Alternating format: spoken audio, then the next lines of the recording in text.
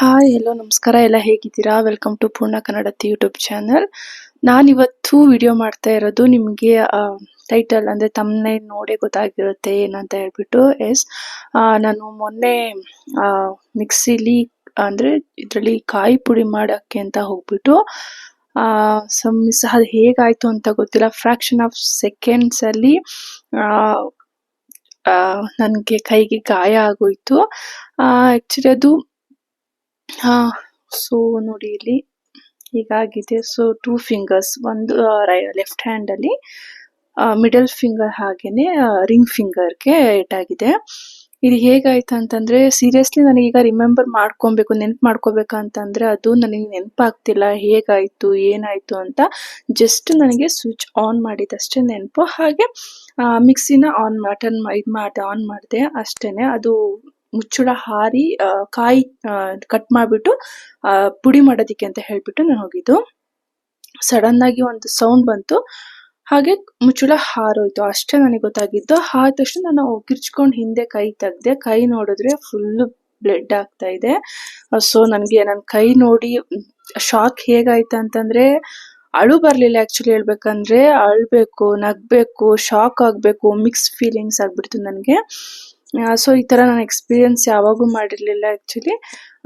So ಹಾಗಾಗಿ ಹೇಳ್ತಾ ಇದ್ದೀನಿ, ಪ್ಲೀಸ್ ಯಾರಾದರೂ ಮಿಕ್ಸಿಲಿ ಜಾರ್ನೇನಾದರೂ ನೀಟಾಗಿ ಕೂರಿಸಿ, ಹಾಗೆಯೇ ಮೇನ್ ಸ್ವಿಚ್ ಯಾವಾಗಲೂ ಆಫ್ ಆಗಿರಲಿ.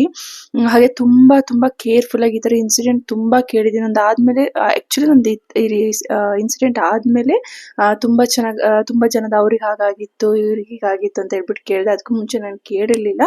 ಸೊ ಹಾಗಾಗಿ ಎಲ್ಲ ಕೇರ್ಫುಲ್ಲಾಗಿ ಮಿಕ್ಸಿ ಮಾಡಬೇಕಾದ್ರೆ ಆಡಿಸ್ಬೇಕಾದ್ರೆ ಕೇರ್ಫುಲ್ಲಾಗಿರಿ. ಯಾಕೆಂದರೆ ತುಂಬ ಜನದ್ದು ನಂದು 2 ಫಿಂಗರ್ಸ್, 4 ಫಿಂಗರ್, 5 ಫಿಂಗರ್ಸ್ ಎಲ್ಲ ತುಂಬ ಏಟಾಗುತ್ತೆ. ಅದು ಫ್ರ್ಯಾಕ್ಷನ್ ಆಫ್ ಸೆಕೆಂಡ್ ಯಾವ ಥರ ಆಗುತ್ತೆ ಅನ್ನೋದು ನಿಮಗೆ ಗೊತ್ತಾಗಲ್ಲ. ಆ ಥರ ಎಷ್ಟು ಕೇರ್ಫುಲ್ಲಾಗಿದ್ರೂ ಸಾಲಲ್ಲ. ನನಗೆ ಆ್ಯಕ್ಚುಲಿ ಹೇಳ್ಬೇಕಂದ್ರೆ ಮಿಕ್ಸಿ ನೋಡಿದ್ರೇ ತುಂಬ ಭಯ ಆಗಿ ಸ್ಟಾರ್ಟ್ ಆಗ್ತಿದೆ. ಆ ಸೌಂಡ್ ಕೇಳಿದ್ರೆ ಭಯ ಬೀಳ್ಬೇಕು, ಆ ರೀತಿ ಆಗ್ತಾ ಇದೆ ನನಗೆ. ಸೊ ನೋಡ್ತಾ ಇದ್ರಲ್ವ, ಇದೇ ಜಾರು ನನ್ನ ಕೈ ಏಟ್ ಮಾಡ್ಕೊಂಡಿದ್ದು.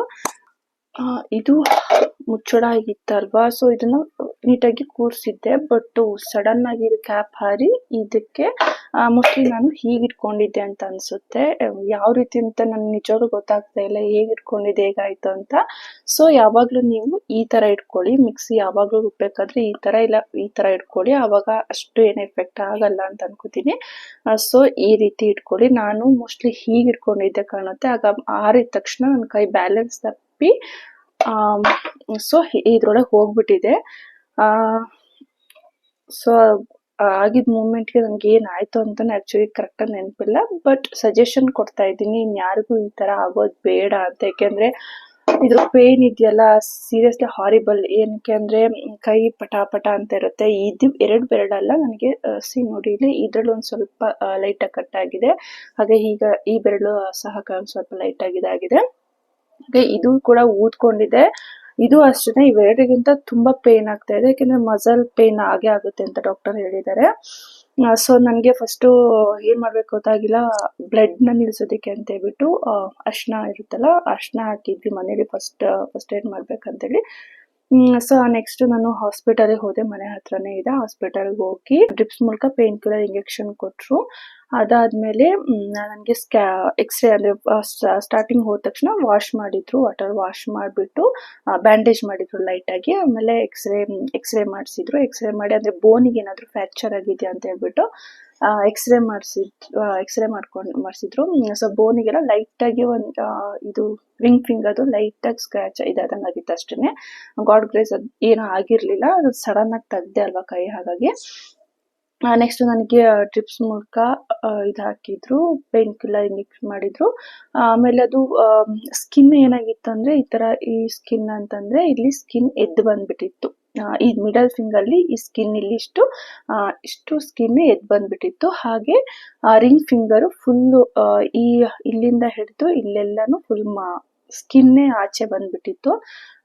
ಸೊ ಹಾಗಾಗಿ ಅವರು ಸ್ಟಿಚ್ ಮಾಡಬೇಕು ಅಂತ ಹೇಳಿದರು. ಸ್ಟಿಚ್ ಮಾಡಬೇಕಂತ ಹೇಳಿ ನನಗೆ 2 ಬೆರಳಿಗೂ ಅನಸ್ತೇಷಿಯಾ ಅಂದರೆ ಇಂಜೆಕ್ಟ್ ಮಾಡಿದರು. ಗಾಯದ ಹತ್ರಕ್ಕೆ ಮಾಡಿದರು. ಅದಂತೂ ತುಂಬ ಪೇನ್ ಆಯಿತು ನನಗೆ. ಫಸ್ಟ್ ಟೈಮ್ ಈ ಥರ ನನಗೆ ಆ್ಯಕ್ಚುಲಿ ಹೇಳ್ಬೇಕಂದ್ರೆ ನಾನು ಸಿ ಸೆಕ್ಷನ್ ಆಗಿದ್ದು ಸಿಸೇರಿಯನ್ನು. ಸೊ ಆವಾಗಲೂ ಸೀರಿಯಸ್ಲಿ ಹೇಳ್ತೀನಿ ಇಷ್ಟು ಪೇಯ್ನ್ ಆಗಿರಲಿಲ್ಲ ನನಗೆ. ಸೊ ಗಾಯ ಆಯ್ತು, ಅನಸ್ತೇಷಿಯಾ ಕೊಟ್ಟರು. ಆಗ ನನಗೇನು ಗೊತ್ತಾಗಿಲ್ಲ. ಅವರು ಸ್ಕಿನ್ ಒಂದು ಸೈಡ್ ಸ್ಕಿನ್ ಎಲ್ಲ ಒಂದು ಕಡೆ ಫುಲ್ ತೆಗ್ದಿದ್ರು, ಸ್ವಲ್ಪ ಸ್ಕಿನ್ ಇದ್ದಿತ್ತಲ್ವ ಅದು. ಇನ್ನೊಂದು ಕಡೆ ಫುಲ್ ಅಂದರೆ ಕಟ್ ಆದಂಗೆ ಸ್ಕಿನ್ ಆಚೆ ಬಂದ್ಬಿಟ್ಟಿತ್ತು. ಅದು ನೀಟಾಗಿ ಹೊಲಿಯೋಕ್ಕಾಗಲ್ಲ ಅಂತ ಹೇಳಿದರು. ಸೊ ಅವ್ರಿಗೆ ಬಂದಂಗೆ ಹಾಗೆ ಸ್ಟಿಚ್ ಮಾಡಿಬಿಟ್ಟು ಬ್ಯಾಂಡೇಜ್ ಮಾಡಿ ಟಿ ಟಿ ಇಂಜೆಕ್ಷನ್ನ ಕೊಟ್ಟರು ನನಗೆ. ಸೊ ಅದು ಅಷ್ಟೇ, ನಿನ್ನೆ ಫುಲ್ ಅದು ಒಂದು ಸೈಡ್ ಕೈ ರೈಟ್ ಹ್ಯಾಂಡಿಗೆ ಕೊಟ್ಟು ತುಂಬ ಪೇಯ್ನ್ ಇತ್ತು ಅದು ಕೂಡ. ಸೊ ಹೀಗಾಯಿತು. ಆ್ಯಂಡ್ ಇವತ್ತು ಮೊನ್ನೆ ಆಗಿತ್ತು 8:30 ತಿಂಡಿ ಮಾಡಬೇಕಾದ್ರೆ ಹೀಗಾಗಿತ್ತು. ಇವತ್ತು ಮತ್ತೆ ಡ್ರೆಸ್ಸಿಂಗ್ ಮಾಡಿಸ್ಕೊಬರಕ್ಕೆ ಹೋದೆ. ಸೀರಿಯಸ್ಲಿ ಎಷ್ಟು ಪೇಯ್ನ್ ಆಯ್ತಂದರೆ ಅದು ಗಾಯಕ್ಕೆ ಕಾಟನ್ ಅಂಟಿರುತ್ತಲ್ವಾ, ಸೊ ಅದನ್ನು ತೆಗಿಬೇಕಾದ್ರಂತೂ ಸಖತ್ ಪೇಯ್ನ್ ಆಯಿತು ನನಗೆ. ನೆಕ್ಸ್ಟ್ ಡ್ರೆಸ್ಸಿಂಗ್ ಹೇಗೆ ಮಾಡಿಸ್ಕೊಡ್ಲಿ, ಹಾಗೆ ಸ್ಟಿಚಸ್ನ ಹೇಗೆ ರಿಮೂವ್ ಮಾಡಿಸ್ಕೊಳ್ಳೋದು ಅಂತ ಇವಾಗಲೇ ಭಯ ಆಗ್ತಾಯಿದೆ. ಸೊ ಪ್ಲೀಸ್ ಯಾರೇ ಏನೇ ಕೆಲಸ ಮಾಡಬೇಕಾದ್ರೂ ಕೇರ್ಫುಲ್ಲಾಗಿ ಮಾಡಿ.